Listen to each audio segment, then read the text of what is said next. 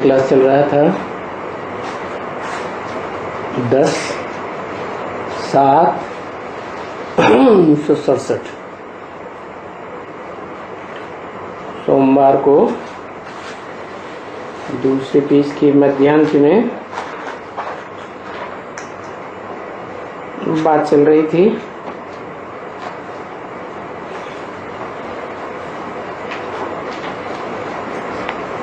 एक ही प्रसंग चल रहा था याद का।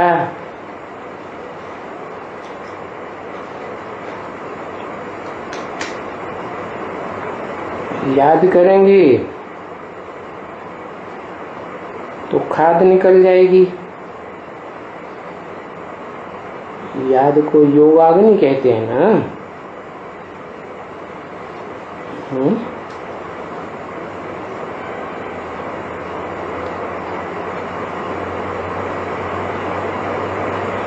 ज्ञानाग्नि भी कहते हैं, परंतु ज्ञान तो बहुत विस्तार में भी होता है, गहराई में भी होता है, और याद तो शॉर्टकट है। वो भी मनन चिंतन मंथन की याद है, उसे कहेंगे मध्यम। और तीव्र याद है जिसमें एक शिव बाबा दूसरा न कोई संकल्प नहीं, मन मना भव। ठीक ही याद करेंगे तो जल्दी जल्दी खाद निकलेगी।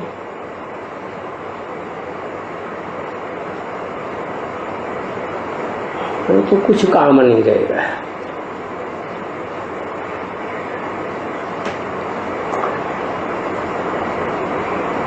खाद रहेगी तो फिर कुछ काम का भी नहीं हुआ, क्योंकि प्योर तो नहीं बनेंगे ना। क्योंकि कहाँ तक प्योर बनना है? वहां तक प्योर बनना है कि जब आए थे आत्मलोक से तब जैसे प्योर थे इतना ही प्योर बनना है।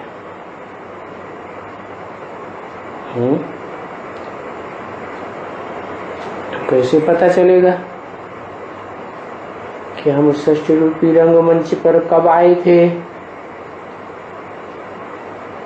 जिन्होंने ज्ञान लिया होगा वो तो जान गए कि 5000 वर्ष का सृष्टि चक्र है, 4 सीन है। तो कौन से सीन में आए थे कैसे पता चलेगा?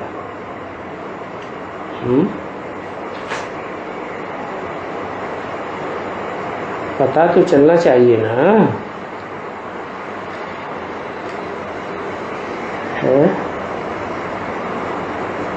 अगर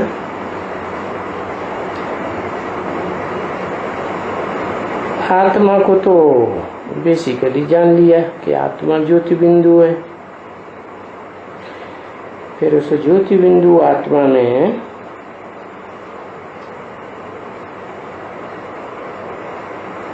पावर कहाँ तक भरी है,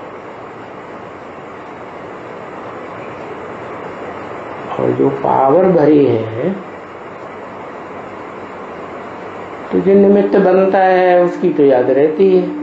मालूम पड़ता है ना कि हम ज्ञान में जो बुद्धि जा रही है वो कौन से साकार के पास ज्यादा जा रही है? जैसे मान लो ब्रह्मा कुमार कुमारी हैं तो उनकी बुद्धि ज्यादा किसके पास खींचती है? हाँ, बढ़िया होंगे तो ब्रह्मा के पास, मध्यम होंगे तो दीदी दादी दादाओं के पास, नहीं तो फिर आपस में ही एक दूसरे को गुरु बना के बैठ जाते हैं। सीढ़ी में दिखाया है ना, क्या मनुष्य मनुष्य का गुरु बन के बैठ जाता है, तो पता तो लग जाएगा ना। मतलब ब्रह्मा की सोल के बारे में तो पक्का पता चल गया सबको, वो तो कृष्ण के रूप में जन्म लेगी सतयुग में। क्या साबित हुआ कि अगर उनको ही कोई बहुत याद करता है तो कब से आएगा? सतयुग के पहले जन्म से, पहले sin से आएगा। तो पहले sin में कितने कला संपूर्ण होते हैं? प्योर 16 कला संपूर्ण। कृष्ण को याद करने वाले जिनकी बुद्धि कृष्ण में ज्यादा लटकती है, खिंचती है, तो वो वहां जरूर जाएंगे। तो फिर उतना फिर प्योर भी तो बनना है ना खुद, ऐसे नहीं कि मार पीट के बने। वो हिसाब किताब खलास करके बने धर्मराज के पास जाके।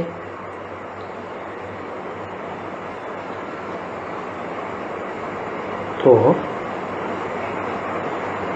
अच्छे से याद करना है।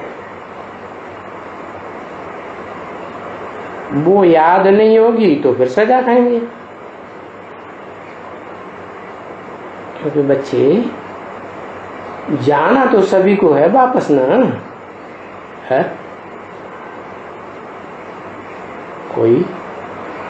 कोई आत्माएं ब्रह्मा के पीछे जाएंगी, माना कृष्ण वाली आत्मा के पीछे जाएंगी।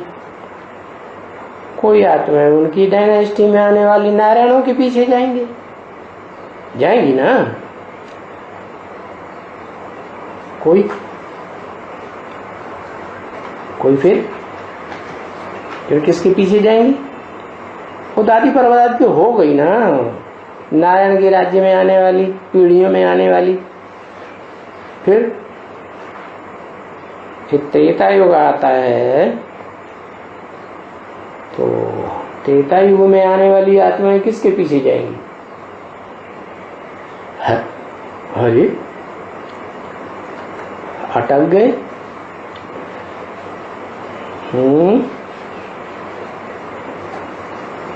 त्रेता युग में जो आएंगी कम कला वाले देवता तो सभी जानते हैं कि हाँ सत्य के बाद कम कलाएं हो जाएंगी किसके पीछे? है दो तरह की हैं। एक तो वो आत्माएं हैं जो पहले से जन्म लेती हुई आ रही है त्रेता में, सतयुग से ही जन्म लेके आ रही है। और दूसरी वो है जो एकदम सत्य की दुनिया को भी क्रॉस करके, पूरा कल्प क्रॉस करके वैकुंठ लोक से आती है। क्या सतयुग से भी पहले क्या होगा? वैकुंठ होगा। जिसे मुसलमान लोग कहते हैं जन्नत, क्रिश्चियंस कहते हैं पैराडाइज। तो जिन्होंने पहचाना होगा किसको है, जिन्होंने पहचाना होगा,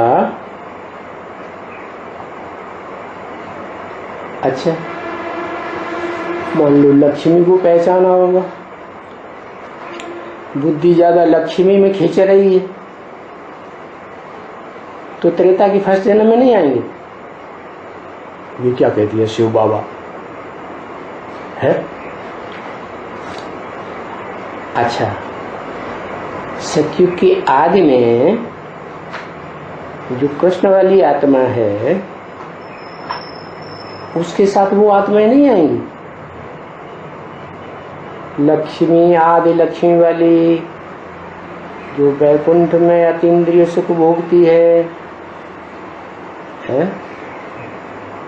क्या कलातीत स्टेज में, वो आत्माएं नहीं आएंगी सती में है? तो बोला क्यों नहीं वो भी आएंगी? खैर, और द्वापर में भी इस्लाम धर्म की होंगी, वो इब्राहिम के पीछे जाएंगी। जब ज्ञान मिलेगा तो उन्हें पता तो लग जाएगा क्या है कि हम इब्राहिम के पीछे जाने वाले हैं या इब्राहिम जिनमें प्रवेश करता है उनके पीछे जाने वाले हैं?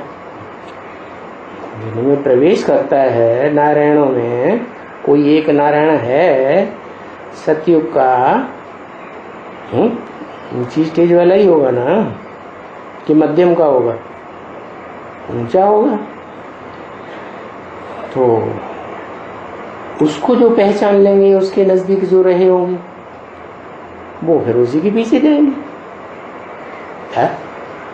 जैसे क्रिश्चियन धर्म है तो क्राइस्ट के पीछे जाने वाली आत्माएं जब से क्राइस्ट आया है तब से जान जाएंगी।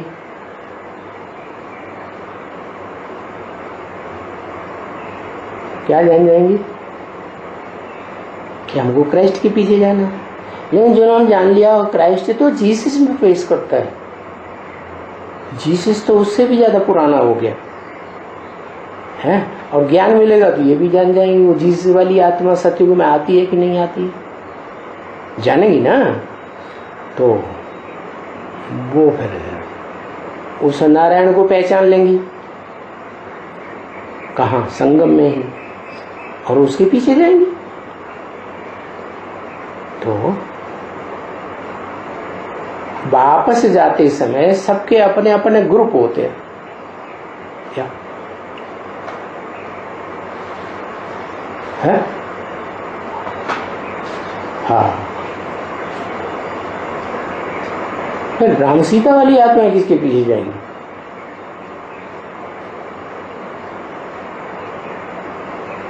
है? अरे किसके पीछे जाएंगी है? लक्ष्मी नारायण के भी। लक्ष्मी नारायण अलग हैं, और लक्ष्मी नारायण ऊंचे हो गए और राम वाली आत्मा नीचे हो गई।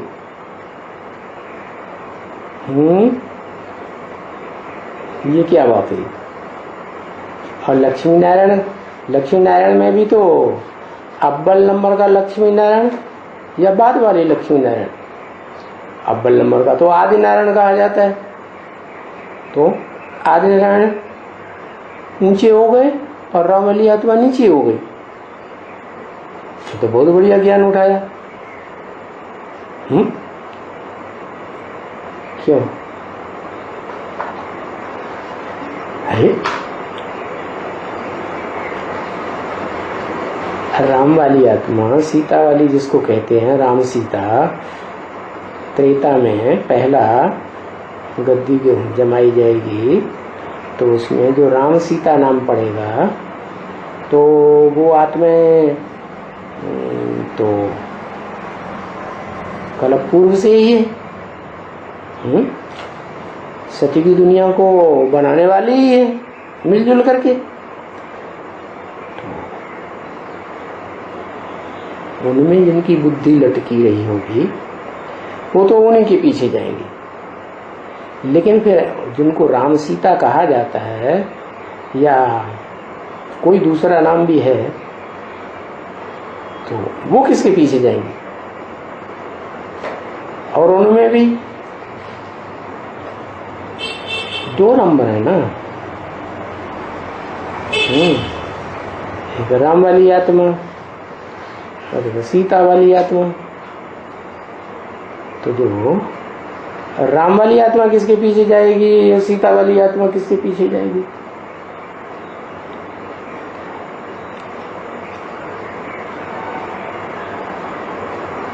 है? वाह भाई, बड़ी बड़ी देर लगा दे। राम वाली आत्मा, हाँ क्या राम वाली आत्मा शिव बाबा के पीछे जाएगी। वाह भैया, वो कौन सा शिव बाबा है जिसको बाबा भी कहा जाए? कोई और शिव बाबा है? राम वाली आत्मा खुद शिव बाबा नहीं बनती है, तो और कोई जो शिव बाबा के पीछे जाएगी? वाह भाई, अरे शिव बाप के पीछे जाएगी ना। हाँ, तो वापस तो सभी को जाना है, लेकिन अभी ये पता लगाना है कि हमें किसके पीछे जाना है। वापस जाना है तो किसके पीछे जाना है? सबको जाना है वापस, सब सारी दुनिया की आत्माओं को वापस जाना है। और जाना है नंबरवार, एक के पीछे एक। जैसे माला होती है ना, एक दाना ऊपर, एक दाना नीचे, फिर उसके नीचे, फिर उसके नीचे, तो नंबर बन गए ना। तो ऐसे ही सबको जाना। रुद्रमाला बड़ी थी बड़ी कितने की है?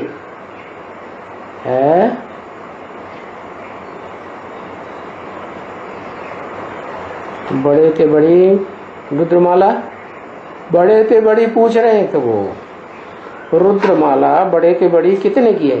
कितनी संख्या की है? तो रुद्रमाला बड़े थे बड़ी है 500-700 करोड़ की सारी रुद्रमाला है। क्योंकि शिव ही जब प्रवेश करते हैं तो उनका नाम ही रुद्र है, जिनके नाम से रुद्र ज्ञान यज्ञ शुरू होता है। देने वाला कौन? शिव या शंकर, जिसमें प्रवेश करते हैं। तो फिर तो उनकी माला कितने की हुई? शिव की माला सारी सृष्टि 500-700 करोड़ मनुष्य आत्मा है, सारी रुद्रमाला हो गई। अच्छा, तो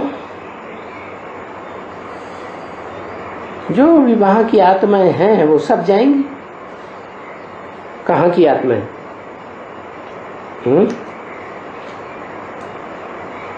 कहाँ की आत्माएं? वहां की माने परम धाम की, सुप्रीम एबोड की जो भी आत्माएं हैं वो सब वापस जाएंगे। अच्छा, शरीर तो नहीं जाएंगे ना बच्चे? है? शरीर जाएंगे, आत्माएं जाएंगी, बिंदु बिंदु बिंदु आत्माएं जाएंगी। जीव को शरीर कहते हैं ना, क्योंकि जीव आत्मा शरीर में है तो जीवात्मा कही जाती है। और परम धाम में कहेंगे तो आत्मा।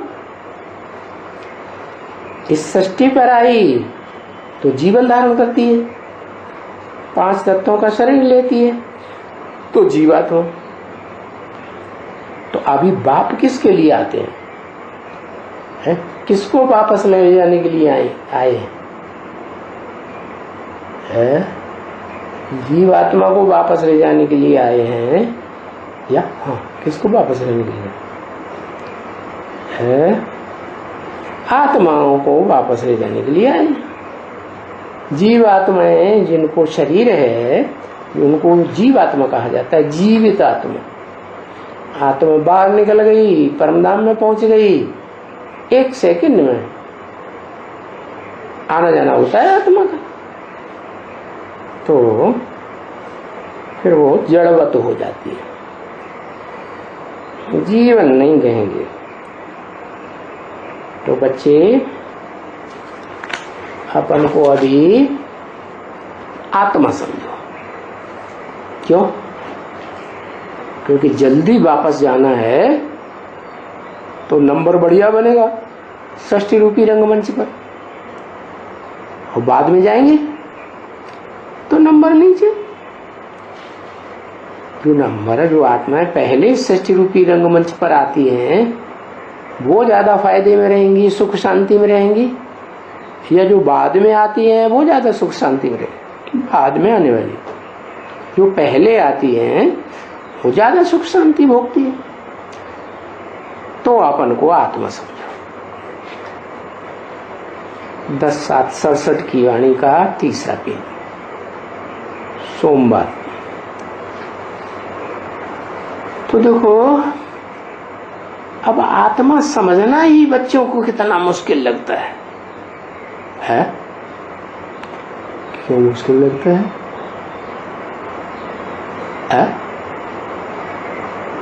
क्यों मुश्किल लगता है?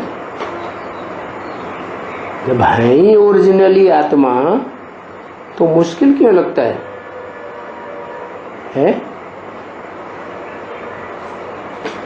क्योंकि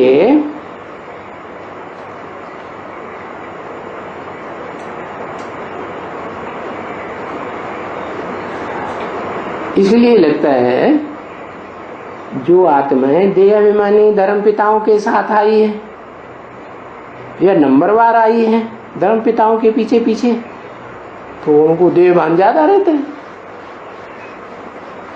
क्या?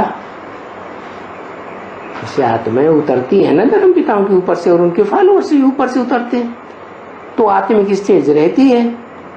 फिर बाद में जो उनके पीछे पीछे आत्माएं आती हैं, वो तो इतनी स्टेज नहीं रहती, और वो तेजी से नीचे गिरती है। जो पहले आती है वो पीछे पीछे आने वालों के मुकाबले धीरे धीरे गिरती है। तो किनको आत्मा समझना मुश्किल होगा? है जिस आत्मा की रोशनी आंखों से निकलती है, जीवात्मा अनुभव करती है कि आंखों से रोशनी निकलती है, जो शरीर छूट जाता है तो आंखें बटन, रोशनी खत्म। तो आत्मा रोशनी तो है ना, कि नहीं है? रोशनी है। तो वो लाइट आत्मा की, जो जैसे स्टार होते हैं ना, तो उनमें भी लाइट होती है ना। तो ऐसे आत्मा स्टार मिसल याद करना क्यों मुश्किल लगता है? नंबरवार मुश्किल लगता होगा कि एक जैसा मुश्किल लगता होगा? नंबरवार लगता होगा। तो सहज किनको लगेगा और मुश्किल किनको लगेगा? सबसे जास्ती मुश्किल और सबसे जास्ती सहज है। सबसे जास्ती सहज उनको लगेगा जो संगम युग के शूटिंग पीरियड में जब बाप आते हैं, तो जिन रुद्रमाला के बापों को पहले तैयार होना पड़ता है, वो जल्दी याद में टिक जाती है नंबरवार है। फिर वापस जाते समय 5000 वर्ष के बाद जब फिर बाप आते हैं और वापस ले जाने के लिए आते हैं, तो पुरुषार्थ में उनको बहुत सहज होता है। किनको? जो इस सृष्टि रूपी रंगमंच पर बहुत पहले पहले आए थे। अब इस दुनिया में जो जितना धंधे दोरी में रहते हैं, तो उनको थोड़ी बैठ के याद पड़ता है क्या? क्यों? बाबा ने बताया नहीं, धंधे दोरी में रहते हुए भी बाप को याद करो। कर्म करते बाप को याद नहीं करना है? करना तो है, लेकिन फिर ये भी बताया है कि सब धंधों में है नुकसान, सिवाय एक ईश्वरी धंधे के। तो धंधे दोरी भी दो तरह की हो गई। एक तो दुनियावी धंधा दोरी, सिर्फ पेट पूर्ति का है, शरीर की परवरिश करने का।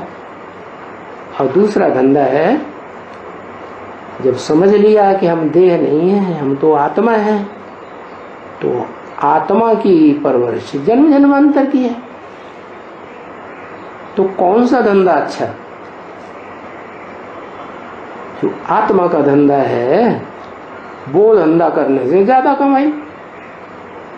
देह का धंधा तो जो कमाई करेंगे वो एक जन्म ही चलेगी, वो भी चली चली न चोर लुटेरे लूट ले जाए, गवर्नमेंट लूट ले, आग जला दे, जमीन में धस जाए,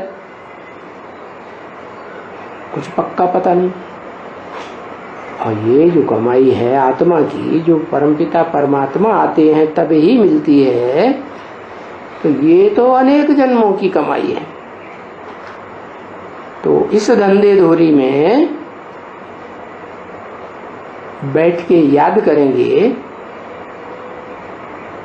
तो याद नहीं पड़ेगा, नहीं पड़ेगा। अरे ईश्वरी धंधे में रहेंगे तो याद नहीं पड़ेगा। हाँ, क्योंकि याद में बैठना उनके लिए जिन्होंने बाप को पहचान लिया सहज हो जाता है ना। और जिन्होंने पहचाना ही नहीं, धंधे दोरी बाहर की दुनिया में लगे हुए हैं, पेट के धंधे में, तो उनको कठिन पड़ता है।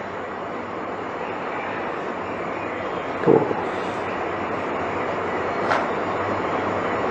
ईश्वरीय धंधे में लगना अच्छी बात है,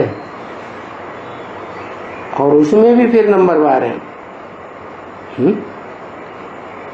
कोई तो ये समझते हैं कि ईश्वरीय धंधा मुरली पढ़ ली, मुरली पढ़ के सुना दी,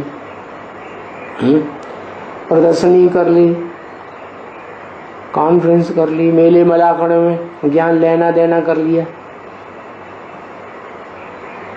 तो वो भी तो धंधा है ना, है?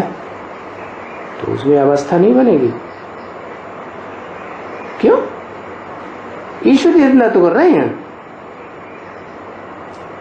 हाँ, जो जिनकी सेवा करते हैं, जिनके संसर्ग संपर्क में आते हैं, तो उनके संग का रंग लगता है कि नहीं? तो फिर वो देवान बढ़ता है।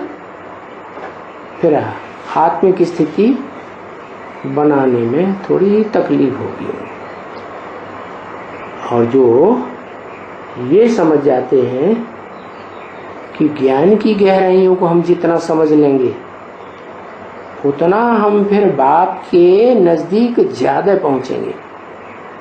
तो जो मनन चिंतन मंथन में रहते हैं और ज्ञान की गहराई को ज्यादा पकड़ लेते हैं, बाप को ही याद करते हैं, बाप की वाणी को ही याद करते हैं, बाप के महावाक्य भी याद आते हैं, और बाप ने जो काम दिया है क्या खास, मन मना भव। तो किसके मन मना भव, ये बुद्धि में बात चलती है। ब्रह्मा के द्वारा बोला शिव ने, तो शिव को तो मन ही नहीं है तो किसने कहा मन मना भव? जरूर कोई है ना जिसमें प्रवेश करके कहते हैं मन मना भव। तो वो है जिसमें शिव बाप पहले प्रवेश करते हैं। तो जिसमें भी प्रवेश करते हैं उसका नाम ब्रह्मा रखना पड़ता है। तो जो पहला ब्रह्मा है वही फिर आदि सो अंत में ब्रह्मा के रूप में परम ब्रह्म नाम होता है। बड़ा ब्रह्मा, बड़ी अम्मा, जैसे घर परिवार भी हिंदुओं में होता है ना, तो कोई एक शादी करते हैं, दो शादी करते हैं, तीन चार शादियां कर लेते हैं, तो बड़ी अम्मा कौन हुई? पहले वाली बड़ी अम्मा हुई ना। उनके बच्चों को ज्यादा प्राप्ति हो जाएगी ना। तो प्राप्ति का हिसाब है क्या? जितना गहराई से बाप को पहचानेंगे उतना ही प्राप्ति होगी। तो फिर बाबा को याद करने के लिए मनन चिंतन मंथन भी ब्राह्मणों का धंधा है। क्या? जितना गहराई से मनन चिंतन मंथन करेंगे उतना ज्ञान अपना बनेगा। क्या? मंथन करेंगे तो मक्खन मक्खन मिल जाएगा, जिसने मेहनत की उसको मिल जाएगा। फिर दूसरों को बांटेंगे तो और बढ़ता रहेगा, तो उनकी अवस्था भी अच्छी बनती है। फिर मनन चिंतन मंथन करते करते जब आखिरी स्टेज पे पहुंच जाते हैं, निर्णय हो जाता है कि आखिर हम किस एक को याद करें। क्या? तो उनकी अव्यभिचारी याद होगी, और अव्यभिचारी याद में बहुत गहरी याद आती है, योगाग्नि तीव्र हो जाती है। जैसे साधारण आग में सोना तपाया जाए तो वो पिघलता नहीं, पिघलेगा भी तो अलग अलग खाद नहीं निकलेगी। तो गहरी याद जो है जिनकी लगेगी, उन्हें फिर टाइम का भी पता नहीं लगेगा। क्या कि हम कितनी देर याद में बैठे, ऐसे भी हो। क्या ये दुनिया में जो हो अल्लाह मचेगा ना, हाय हाय मचेगी ना, तो वो उन्हें पता ही नहीं लगेगा कितना टाइम हो गया हाय हाय होते हुए। ऐसे ही मस्त हो जाएंगे याद में। क्योंकि जब आत्मा ऊंची स्टेज में पहुंचती है, धरणी से आकर्षण से परे वायुमंडल में पहुंच गई। वायुमंडल ज्यादा ऊंचाई तक है, और वायुमंडल से भी ऊंचे स्पेस में पहुंच गई। तो क्या होगा? स्पेस में जो चीज पहुंच जाती है तो उसको आकर्षण होना बंद हो जाता है, देह का, धरणी का, तो ऑटोमेटिक याद हो जाती है। तो फिर बाबा कहते हैं, अगर अपन को आत्मा भी नहीं समझते हो तो क्या करोगे? तो कम से कम शिव बाबा को तो याद कर सकते हो, है? अरे बोला तो ये है अपन को आत्मा समझ, बाप को याद करो, है? अभी बात पलट गई क्या? है?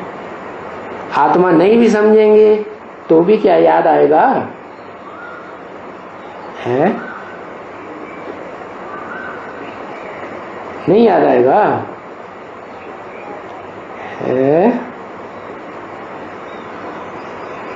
शिव बाबा आत्मिक स्थिति में रहते हैं, और शिव बाबा जितनी आत्मिक स्थिति में रहते हैं तो हम भी रहेंगे, है? हाँ, जैसे को याद करेंगे वैसी स्थिति बनेगी। तो ये तो पक्का समझ लिया ना कि याद से ऊंची प्राप्ति क्या होती है? विश्व की बात सही, इससे ऊंचा तो और कुछ होता नहीं। योग बल से प्राप्ति, क्या सबसे ऊंची प्राप्ति क्या है? इस दुनिया में जितने भी 500-700 करोड़ आत्माएं हैं, कोई भी सामने आ जाए तो झुक जाए। क्या क्रॉस करने की हिम्मत न करे। ऐसी योग बल की पावर पराकाष्ठा में होगी तो क्या होगा? है? तब क्या होगा? तो कौन सी प्राप्ति होगी? कौन सा वर्षा मिलेगा? है?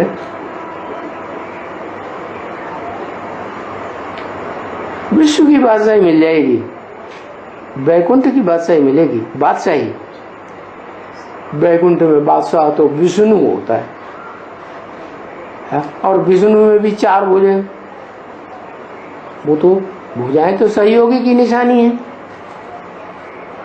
तो 4 थोड़े विश्व के बादशाह होंगे वैकुंठ की दुनिया के, एक ही होगा ना। तो उसमें भी नंबरवार है। भुजाओं में भी जो सहयोगी भुजाएं हैं वो भी नंबरवार। अभी बात आई कि जिनको आत्मा भी नहीं याद आती है वो शिव बाबा को तो याद कर सकते हैं।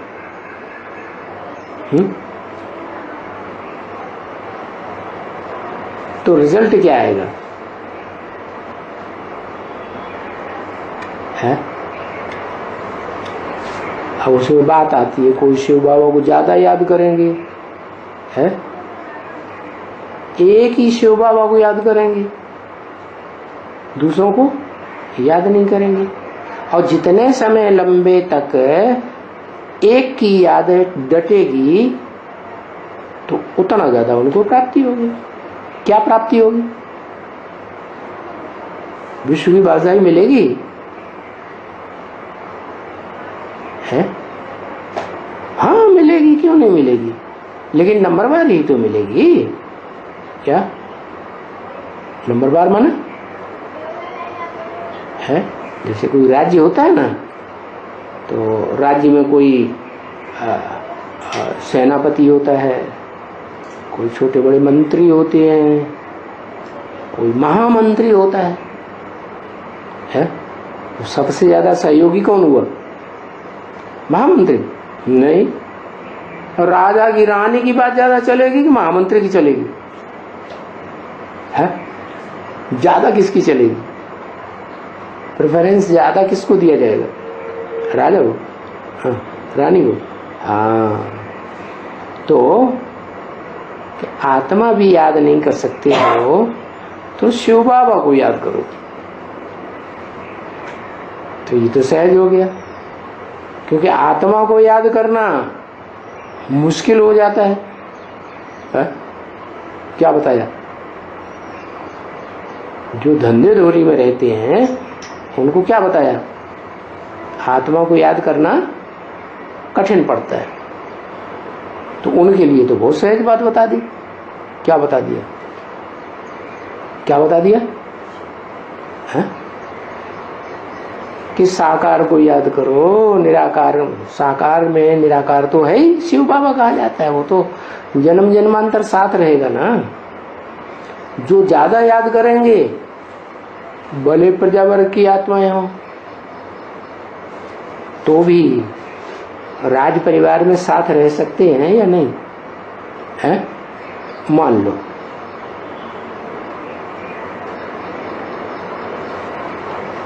शिव बाबा को उन्होंने ज्यादा याद किया, प्रजावर्ग की आत्माएं हैं, तो प्रजावर्ग की आत्माओं को तो वर्षा नहीं मिलता है। प्रजावर्ग में भी ऐसी होंगी ना। भक्त किस्म की आत्माएं, शिव बाबा के भक्त भी तो होते हैं। तो जो शिव बाबा के भक्त होंगे उनमें भी वही है। अभी विचारी याद वाले भक्त बहुत होते हैं। यथा ज्यादा था प्रजा, ये क्या बात? राजा ने जितना पुरुषार्थ किया होगा उतना प्रजा करेगी क्या?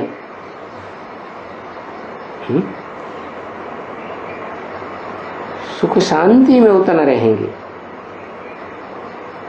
क्योंकि आत्मा तो याद ही, आत्मा ही तो याद करती है। और कराती किसके द्वारा है? शरीर के द्वारा कराती है। तो अभी आत्मा करती है, आत्मा याद करती है और शिव बाबा को आत्मा याद करती है। दो शब्द क्यों मिला दिए? शिव भी मिला दिया और बाबा भी मिला दिया, क्योंकि शिव है बिंदी का नाम और बाबा है साकार शरीर का नाम। जो साकारी संबंध होते हैं उनमें आत्माओं का तो सिर्फ बाप का ही संबंध होता है। बिंदु बिंदु आत्माओं का बिंदु बाप, शिव ज्योति बिंदु। और जब आत्मा शरीर में होती है तो ढेर सारे संबंध बनते हैं। तो उनमें जिसको ज्यादा रिस्पेक्ट दी जाती है परिवार में उसको कहा जाता है बाबा, ग्रैंडफादर। तो याद करने में शरीर की कोई दरकार नहीं है। शरीर का दरकार नहीं है, है? आत्मा अगर याद करेगी तो शरीर की दरकार नहीं है, बिना शरीर याद कर लेगी, है? पुरुषार्थ ही नहीं होगा। पुरुषार्थ कब होगा? जब शरीर में होगी तभी तो याद पुरुषार्थ होगा ना। सूक्ष्म शरीरधारी आत्मा सूक्ष्म शरीर में आ जाती हैं, कोई ज्यादा पाप करते हैं तो सूक्ष्म शरीर धारण करते हैं, तो सूक्ष्म शरीर के उनके पाप पुण्य बनते हैं नहीं? हाँ, जिसमें प्रवेश करते हैं उनका पाप पुण्य बनता है। हाँ, परमानेंट अगर कोई शरीर में प्रवेश कर जाए जब तक मृत्यु पर्यंत, तो फिर हिसाब किताब बनेगा। जैसे ब्रह्मा की सोल है, परमानेंट प्रवेश कभी करेगी या नहीं करेगी? करेगी। तो उनके हिसाब किताब जितना वो पुरुषार्थ करेंगे उतना उनका बनेगा। तो अभी जब तक शरीर है तो करने वाली आत्मा है, याद करने वाली। बाप कहते हैं तुम आत्मा जब अलग थे शरीर से तब पवित्र थे। क्या अपवित्र कब बनते हैं? जब गर्भ में आते हैं तो माता का संग का रंग लगता है कि नहीं आत्मा को? तो हिसाब किताब बन जाता है। फिर अपवित्रता बढ़ेगी या घटेगी? है? बढ़ेगी, घटेगी, बढ़ेगी। क्यों? अगर फिर माता के मुकाबले ज्यादा पावरफुल आत्मा हो तो संग का रंग लगेगा या घटेगा? है? घटेगा? घटेगा नहीं? अरे संग का रंग लगेगा कि नहीं? है? वहीं खाना, वहीं पीना, वहीं सांस लेना, सब प्रकार की प्राप्ति।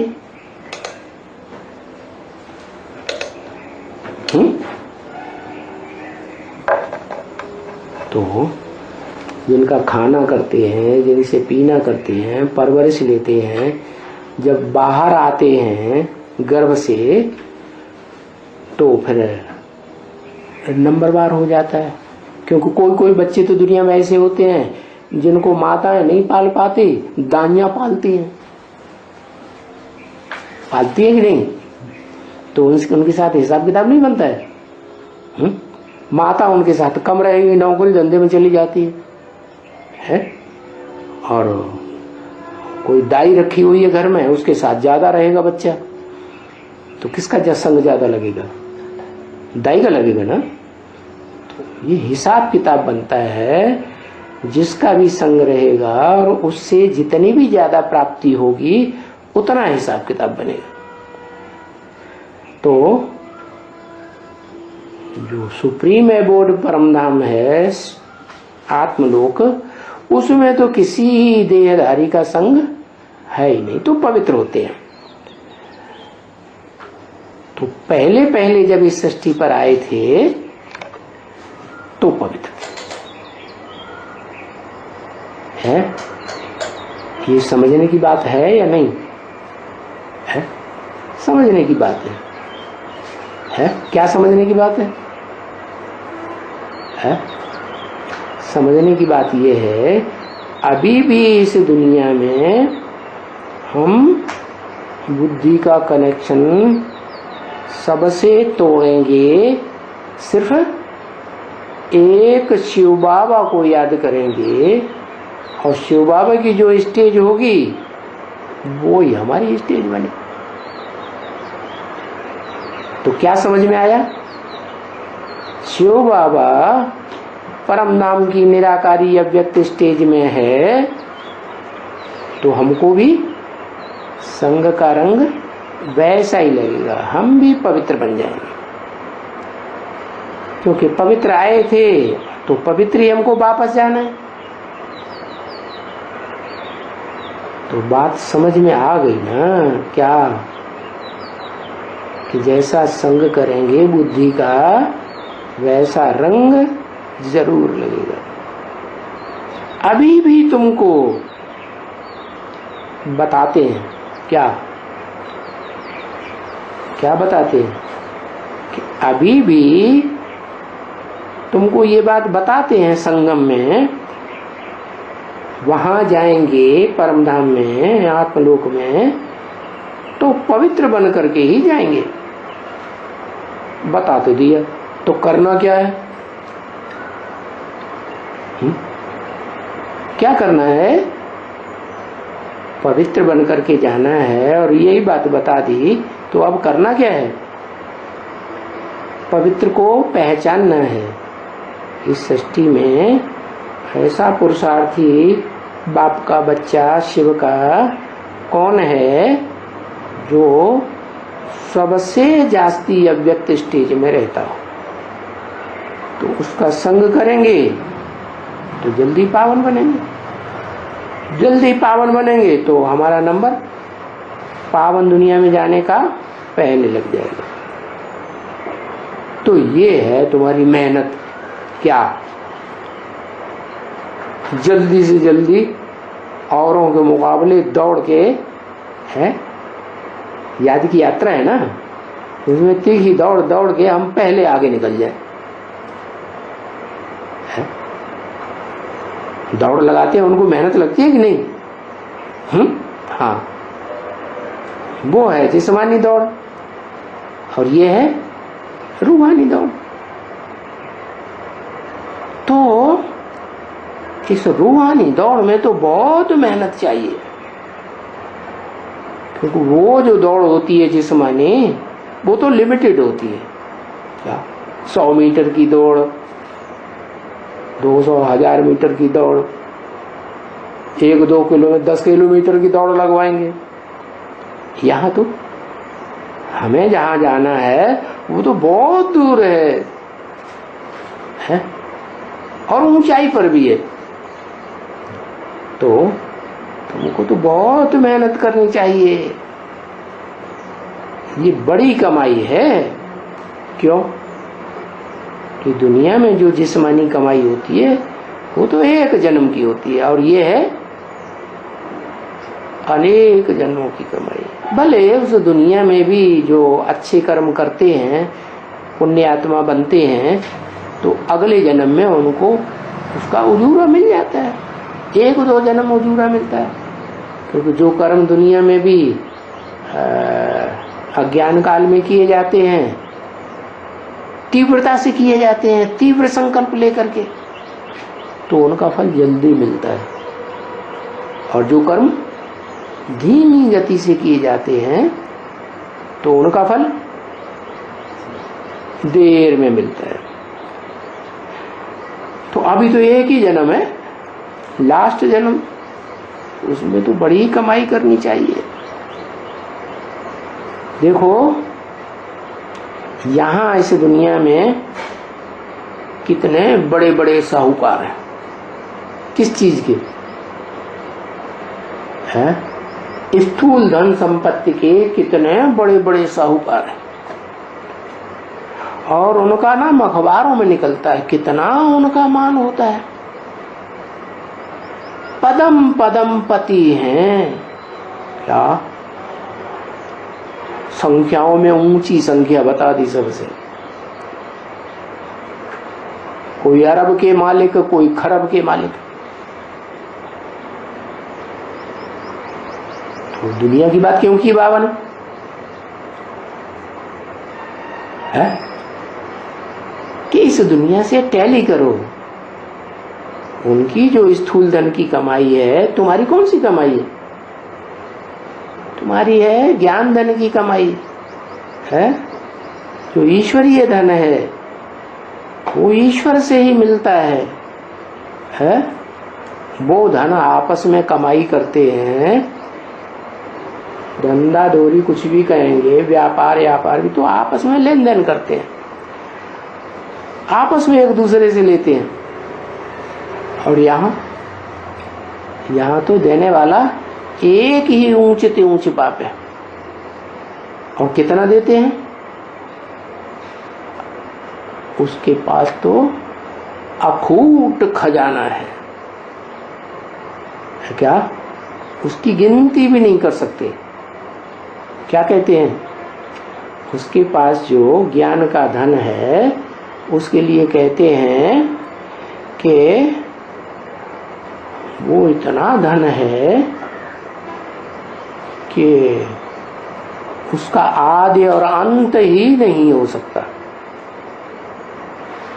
ऐसे दुनिया में पढ़ाइयाँ होती है ना, ज्ञान लेते हैं तो उस ज्ञान का भी कोई अंत नहीं हो, जा रही जिंदगी पढ़ते रहो, सब कुछ जानकारी दुनिया की नहीं मिलेगी। और वो भी इसी एक जन्म की जानकारी हो, ज्यादा से ज्यादा 2500 वर्ष की जानकारी, पास्ट की, हिस्ट्री की। और ये तो है पूरे कल्प की जानकारी। और हमारी आत्मा में जो संस्कार हैं, उन संस्कारों को फॉलो करने वाली जो हमारी दुनिया है जन्म जन्मांतर की, उन आत्माओं के बारे में भी हमको पता चलता है। कितना विस्तार में ज्ञान हो जाता है। तो देखो, दुनिया के बड़े बड़े साहूकार हमारे मुकाबले क्या हैं? क्यों है? क्योंकि उनकी जो धन संपत्ति है वो उनके पोत्रे पड़पोत्रे ज्यादा से ज्यादा कोई खा ही नहीं पाएंगे, क्योंकि अभी दुनिया का विनाश सामने खड़ा है। और तुम्हारी कमाई तो अनेक जन्मों की है, आत्मा की कमाई है ना, आत्मा का कनेक्शन अनेक जन्मों से है। और दूसरी बात सबसे बड़ी ये कि बाप कहते हैं कि ये जो तुम्हारे धन है, ज्ञान धन, ये स्थूल धन बन जाएगा। क्या मतलब? यहां भी बन जाएगा और अगले कल्प में भी बन जाएगा। जो यहाँ जितना ज्ञान धन कमाएगा, आगे चल के इसी जन्म में अनुभव करेंगे कि जिनके पास ज्यादा ज्ञान धन है उनको लोग अपनी सारी धन संपत्ति अर्पण करने लगेंगे। क्या? तो सबसे जास्ती धनवान कौन बनेंगे? हद की धन संपत्ति के भी और बेहद की धन संपत्ति के भी तुम बनोगे ना। अभी विलायत में देखो, अरबों खरबों के धन की तो कोई उनको कमी ही नहीं है, परंतु फिर भी जो आत्मा का सुख है, आत्मा जिसे कहते हैं मन बुद्धि को, मन जिसे कहते हैं संकल्प शक्ति, तो संकल्पों में खुश हैं। विलायती लोगों के जो अंदर अंदर मन में संकल्प चल रहे हैं, उन संकल्पों के आधार पर वो खुश हैं, सुख में रहते हैं। लो, सुख में नहीं रहते। अरे इंद्रियां तो नीचे हैं, कम ताकतवर है। इंद्रियों को कंट्रोल करने वाला तो मन है ना। तो मन ही सुखी नहीं तो इंद्रियां तो कितना भी सुख दे दो, क्या मन जो है वो उस सुख को एक्सेप्ट ही नहीं करेगा। तो देखो, स्थूल धन तो दुनिया वालों के पास बहुत है, परंतु विलायतियों के पास भी सुख तो नहीं है ना। देखो, दुख ही दुख है ना। क्या? क्यों कहा दुख ही दुख है? ज्यादा धन संपत्ति होगी, है, वेल्थ बहुत होगी तो हेल्थ अच्छी रहेगी ना। हेल्थ अच्छी रहेगी तो बीमार कम पड़ेंगे ना। जिनके पास ज्यादा धन होता है वो ज्यादा बीमार पड़ते हैं। क्या होता है? जिनके पास ज्यादा धन होता है वो फिर दुरुपयोग करते हैं। क्या धन का सदुपयोग नहीं करते तो दुरुपयोग करेंगे तो दुख ही मिलेगा।